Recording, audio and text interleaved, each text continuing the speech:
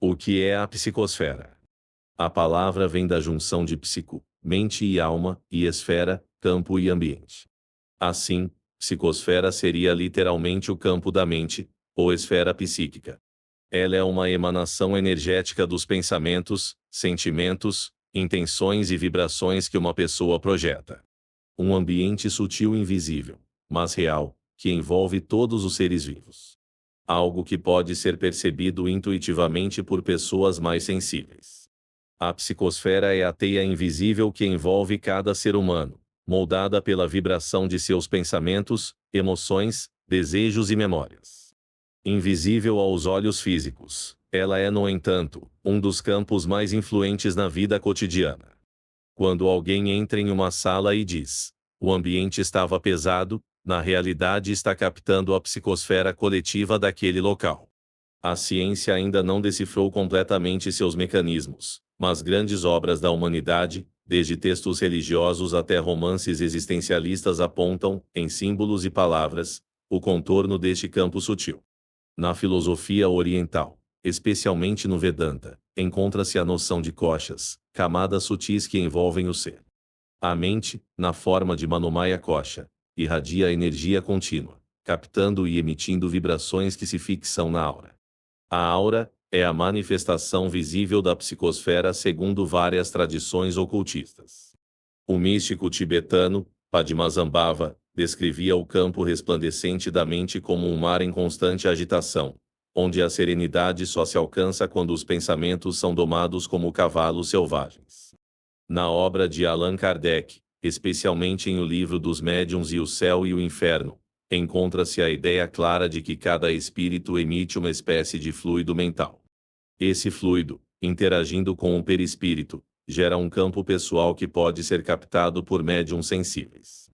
O espírito de André Luiz, por meio da psicografia de Chico Xavier, descreve em Nosso Lar como as colônias espirituais também possuem psicosferas coletivas formadas pelas afinidades mentais dos habitantes.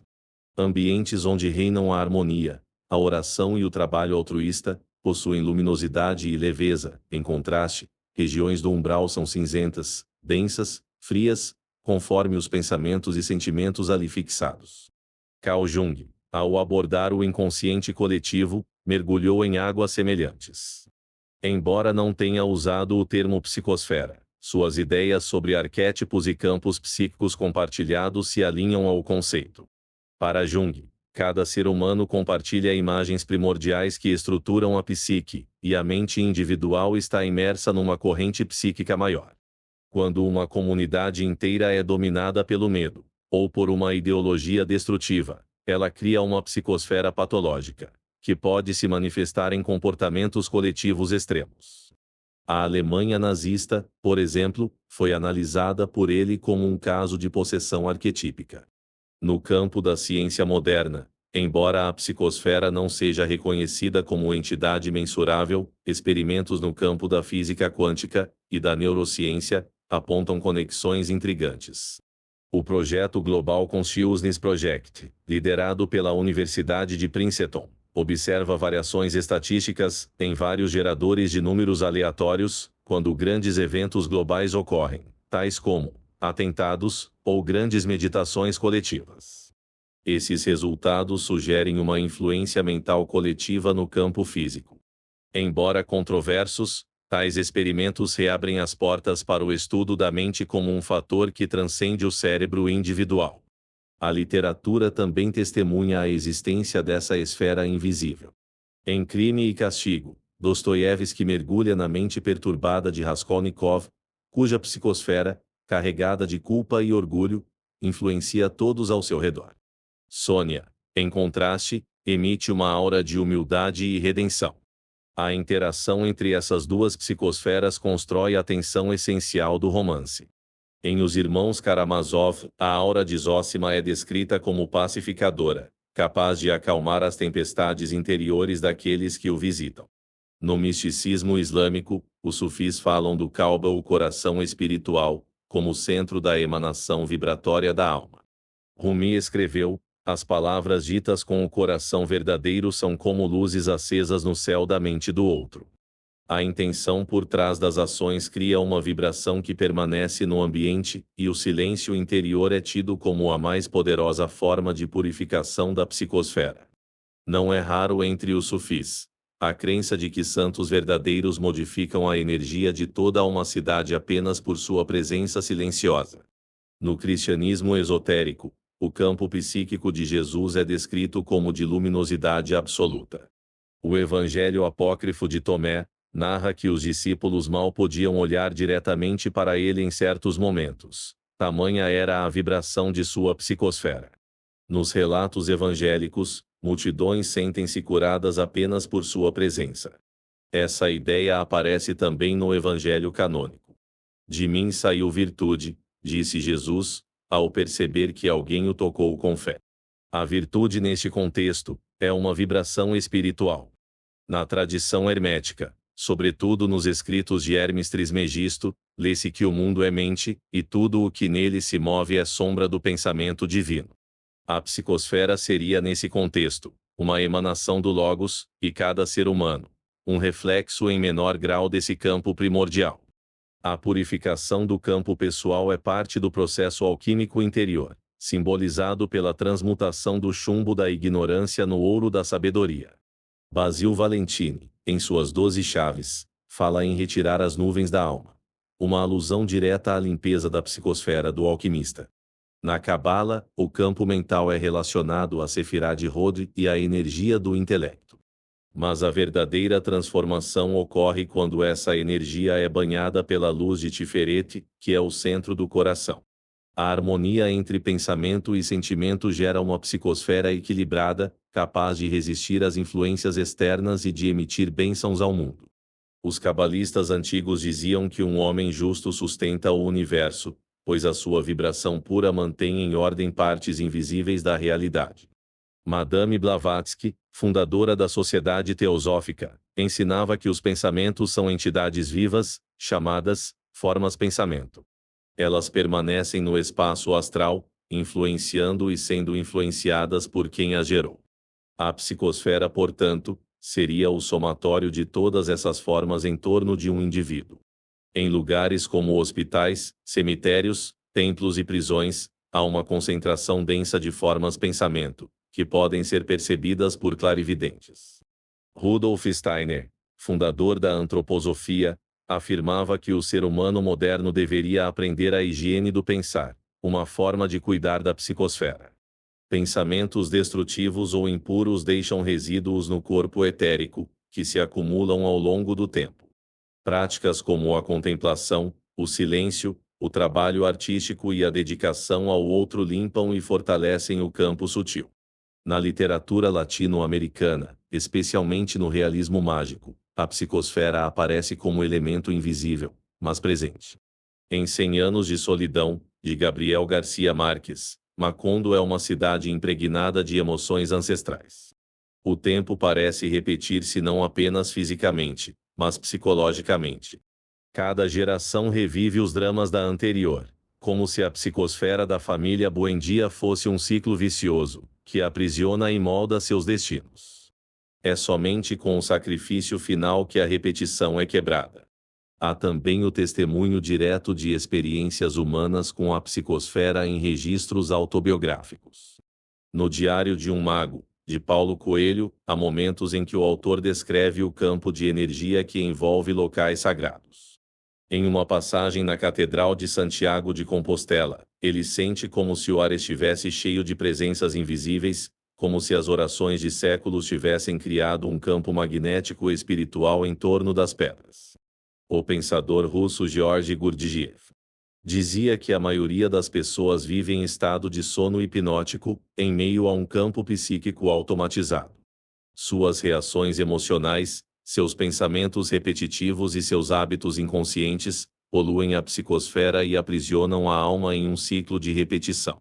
O despertar do homem real passa pela limpeza da sua atmosfera psíquica, até que o ser interior, silencioso e puro, assuma o comando da vida. A psicosfera não é apenas campo de emissão, mas também de recepção. Ela age como um filtro sensorial invisível. Duas pessoas podem viver o mesmo acontecimento, mas a forma como o interpretam depende da qualidade de sua psicosfera. Alguém com uma mente serena e aberta verá beleza onde outro verá caos. Essa diferença sutil explica por que mestres espirituais encontram paz onde há sofrimento, e por que seres perturbados enxergam ameaças em ambientes calmos. Pela tradição africana dos Yorubás, a energia que emana da cabeça chamada Ori é sagrada. O Ori carrega o destino e a vibração da pessoa e é reverenciado com oferendas e cantos. Um Ori bem equilibrado emite uma psicosfera protetora, enquanto um Ori perturbado torna a pessoa vulnerável às influências negativas. A cabeça é, assim, não só centro de decisão, mas de irradiação energética. A psicosfera também se revela nos sonhos, onde o subconsciente expressa a qualidade do campo mental. Sonhos lúcidos, pesadelos, visitas espirituais e viagens astrais estão profundamente ligados ao estado da psicosfera. Edgar Cayce, conhecido como o profeta adormecido, afirmava que a psicosfera do sonhador é o meio pelo qual ele se conecta ao inconsciente coletivo e às dimensões superiores. Os místicos acreditam que o som tem poder sobre a psicosfera. No Egito, os sacerdotes entoavam mantras e cânticos dentro dos templos para harmonizar o campo vibratório das câmaras internas. Cada sílaba emitida era considerada um raio que organizava as forças invisíveis. A entoação do nome de Ísis, por exemplo, segundo Plutarco, transformava o estado de consciência dos ouvintes, pois agia sobre as cordas vibratórias do espírito. Assim, o som moldava não apenas o ar, mas também o etérico e o anímico. Pitagóricos, nos tempos da Grécia Antiga, ensinavam que o universo inteiro era harmonia e proporção e que o som correto poderia alinhar o ser humano ao cosmos. Eles não estudavam apenas números, mas a qualidade vibratória que os números continham. Sabiam que pensamentos desarmônicos criavam uma psicosfera turva, impedindo a mente de ascender às verdades superiores. A música pitagórica não era arte apenas, era uma engenharia espiritual. A literatura de William Blake está carregada de visões, que emergem de estados alterados de consciência, ou como ele mesmo dizia, portas da percepção. Em suas obras, o campo vibratório do artista entra em contato direto com o mundo espiritual, revelando verdades escondidas sob a crosta da matéria. Blake acreditava que a imaginação era uma janela por onde a alma emite e absorve energias, e que a qualidade dessa imaginação define o estado da psicosfera individual. Nietzsche, ao falar do eterno retorno e da afirmação da vida, estava também ainda que indiretamente lidando com a atmosfera mental que envolve o ser. A psicosfera do super-homem é aquela que aceita a existência em sua totalidade, sem negar a dor nem evitar a sombra. Ao fazer isso, purifica o próprio campo de energia e vive com intensidade, como um sol que irradia vida em todas as direções. Em contrapartida, o homem ressentido cultiva uma nuvem escura ao seu redor, uma aura de amargura que distorce sua percepção do mundo. No budismo tibetano, especialmente nos ensinamentos do bardo Todou, o livro tibetano dos mortos, a psicosfera é determinante após a morte. O que o espírito encontra no estado intermediário não é um céu ou inferno externos, mas sim projeções da própria mente. Uma psicosfera pacífica leva à libertação rápida, uma mente agitada atrai visões aterradoras que aprisionam a consciência. O segredo, dizem os mestres, é reconhecer que tudo aquilo que se vê é apenas reflexo da mente, e por consequência, da psicosfera cultivada em vida. O campo energético que rodeia o ser humano pode ser expandido ou contraído. Pessoas espiritualizadas, muitas vezes possuem uma psicosfera que se projeta a muitos metros além do corpo físico. Um exemplo clássico são os relatos sobre Ramana Maharshi, santo indiano do século XX. Visitantes diziam sentir uma paz profunda apenas por se aproximar dele. Seu silêncio não era vazio, mas pleno de vibração. Era como estar diante de um lago imóvel onde a mente se dissolvia sem esforço. Na literatura japonesa, há ecos sutis dessa percepção. Em obras como O Livro do Travesseiro, de Sei Shonagon, percebe-se como o estado interno da autora molda sua percepção estética do mundo. Pequenas cenas do cotidiano adquirem beleza ou melancolia, conforme sua psicosfera do momento.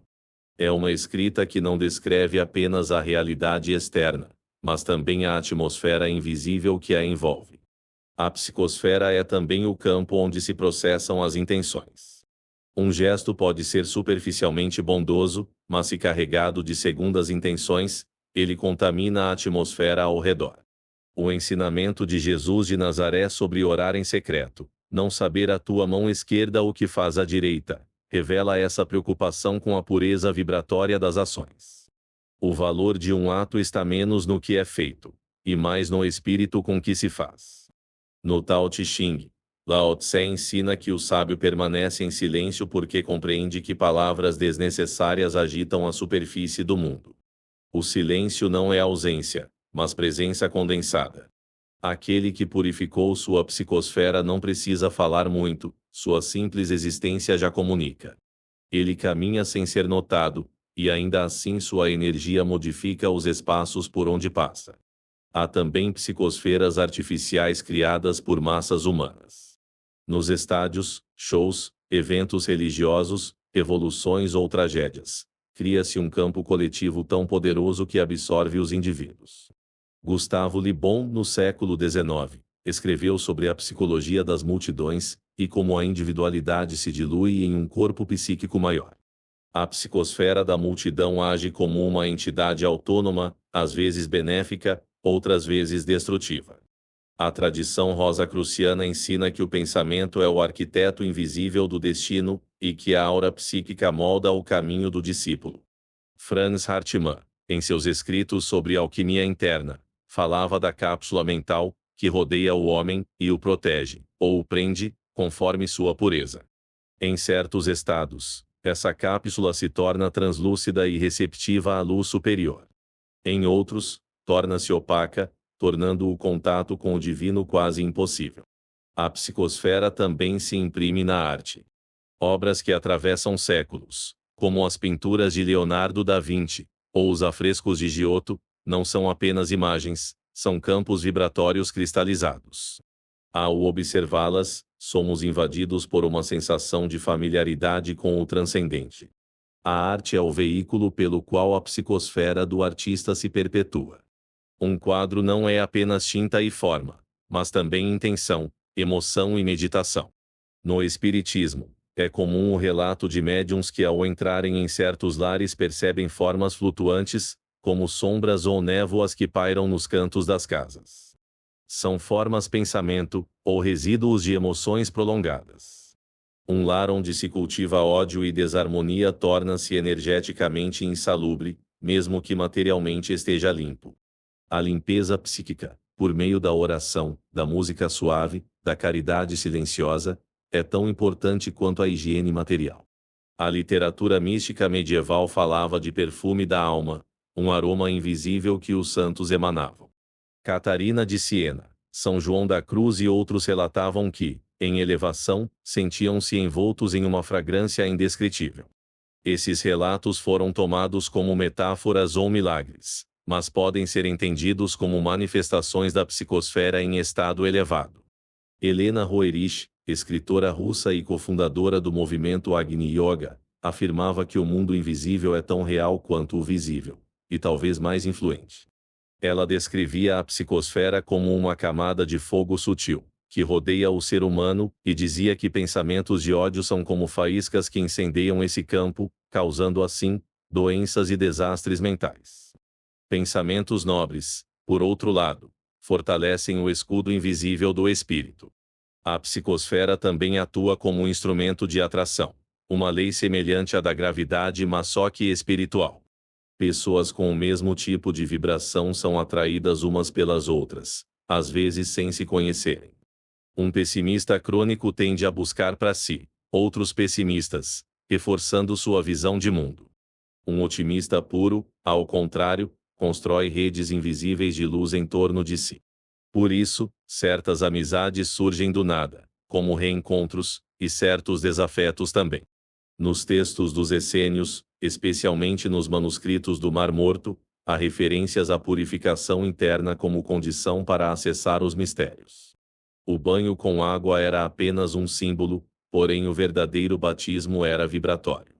A psicosfera impura impedia a entrada nos círculos mais elevados da comunidade, pois a convivência espiritual exigia sintonia psíquica. Se observarmos com atenção, o mundo está repleto de sinais dessa realidade invisível. Locais onde tragédias ocorreram mantêm por décadas uma sensação de tristeza.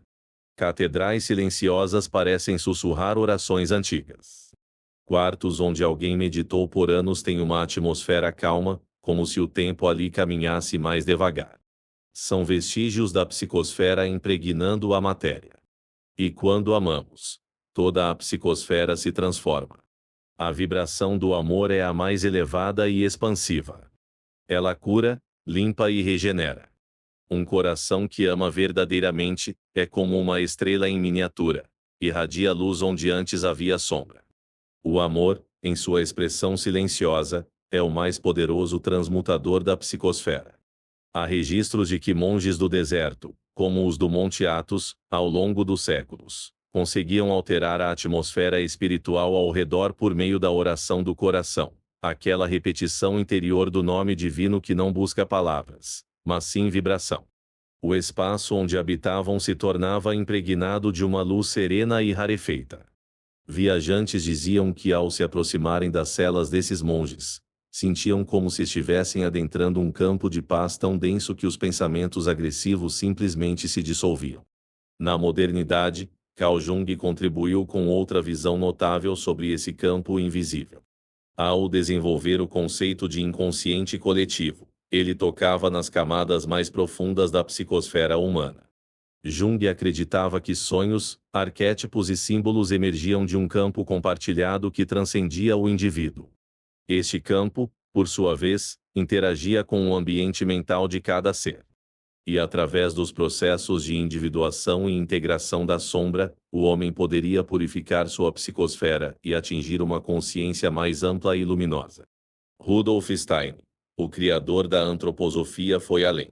Afirmou que a psicosfera humana poderia, com esforço e disciplina, tornar-se tão refinada que se abriria às percepções do mundo espiritual superior.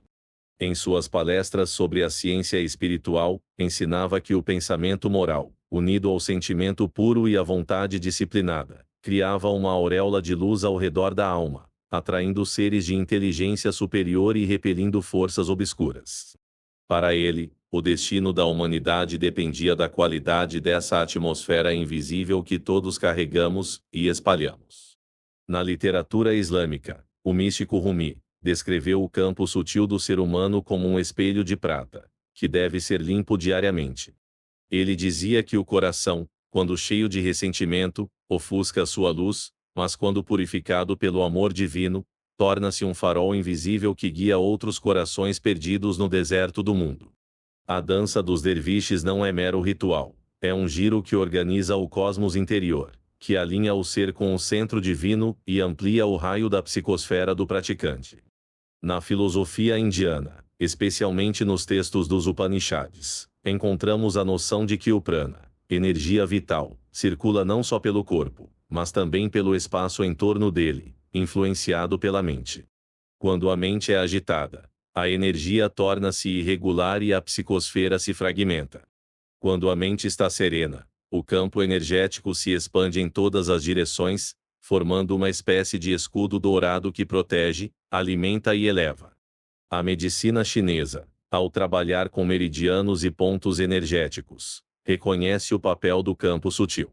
O Qi, energia vital, flui não apenas no corpo, mas também além dele, e é influenciado por emoções, pensamentos e intenções. Um bom praticante de Qigong, ou Tai Chi, pode transformar sua psicosfera em uma esfera vibrante de energia equilibrada, como uma mandala viva.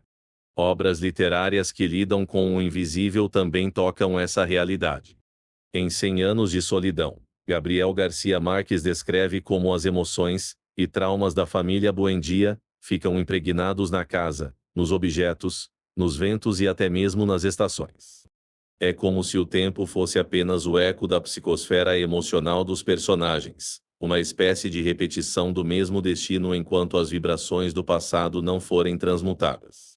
Na física moderna, há quem investigue o papel do observador na formação da realidade, como proposto nos experimentos de mecânica quântica. Ainda que o tema seja controverso, sugere-se que a consciência não é apenas espectadora, mas também coautora do mundo. A psicosfera, neste contexto, poderia ser entendida como o campo de possibilidade com o qual interagimos e moldamos o real. A psicosfera é também o campo da fé. Quando milhões de pessoas acreditam profundamente em algo, seja numa ideia ou num símbolo, esse campo vibratório torna-se tangível. Foi assim que as grandes catedrais foram erguidas, que movimentos de paz nasceram, que transformações sociais emergiram. A fé cria uma vibração que se aglutina, forma um campo, e este campo arrasta realidades para si. Mesmo uma única alma, em profunda fé silenciosa, pode alterar as linhas do destino, pois sua psicosfera torna-se ponte entre o invisível e o visível. Nos dias atuais, muitas vezes se ignora esse campo. Vivemos em ambientes saturados de estímulos, em cidades onde o ruído mental é constante. Mas mesmo nesse cenário, é possível cultivar uma psicosfera limpa e poderosa.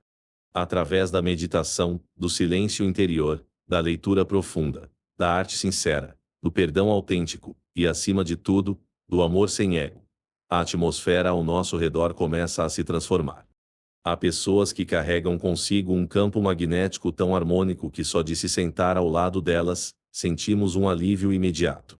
Elas não precisam falar, não precisam convencer. Sua simples presença é medicina.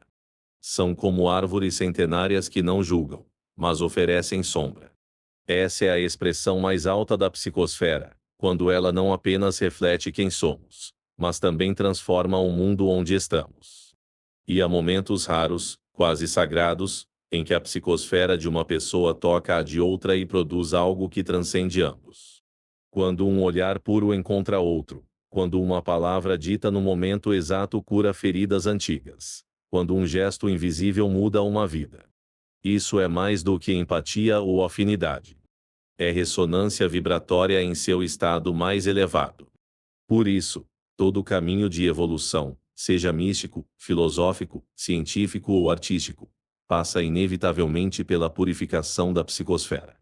Não basta acumular conhecimento ou realizar boas ações exteriores. É necessário cultivar um campo interno puro, coerente e luminoso. Uma psicosfera livre de culpa, de orgulho, de medo. Uma atmosfera onde a alma possa respirar. E aqui está o grande segredo, muitas vezes escondido nas entrelinhas dos livros antigos, dos evangelhos perdidos, dos sussurros dos mestres silenciosos. Tudo aquilo que buscamos paz, sabedoria, conexão e verdade, não está em outro lugar, mas está na qualidade do campo que emitimos. A psicosfera é o espelho da alma. Ela não mente. Ela mostra com exatidão quem somos. A verdadeira transformação do mundo começará no instante em que cada ser humano decidir limpar, expandir e elevar seu campo psíquico. Quando isso acontecer, mesmo que ninguém diga uma palavra, o ar ficará mais leve, os conflitos perderão força, as doenças desaparecerão naturalmente e a Terra poderá respirar em paz. E então, nesse novo mundo invisível que se forma antes do mundo visível, reconheceremos uns aos outros não pela aparência, nem pela fala, mas pela vibração.